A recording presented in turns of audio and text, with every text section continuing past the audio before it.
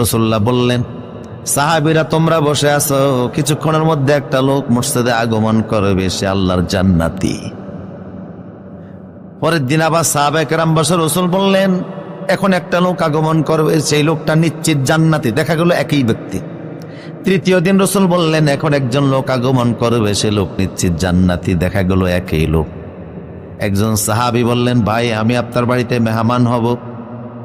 তো মেহমান নিয়ে গেলেন, 3 দিন পর্যন্ত ওনার ঘরে থাকলেন। 3 দিন পরে বললেন, ভাই রাসূলুল্লাহ আপনাকে 3 দিন পর্যন্ত জান্নাতি বলে ঘোষণা করেছেন, আমার মনে হলো যে আপনি কি এমন আমল করেন, ওই আমলটা আপনার কাছে থাইকা দেখব। কিন্তু আমি যা করি সে আমল তো আপনার মধ্যেই দেখলাম, এক্সট্রা অর্ডিনারি কিছু দেখলাম না, অতিরিক্ত কোনো নফল নামাজ ইবাদত বন্দেগী দেখলাম না। স্বাভাবিকভাবে আমরা যা করি আপনিও তাই করেন, কিন্তু রাসূলুল্লাহ বিশেষভাবে আপনারা জান্নাতি বলার কারণ কি বুঝে আসে না।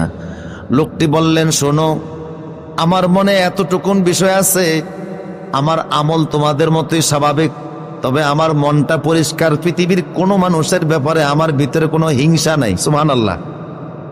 আমার হৃদয়টা দবদবে পরিষ্কার, সেই জন্য হয়তো রাসূলুল্লাহ এই কথা আমাকে বলেছেন।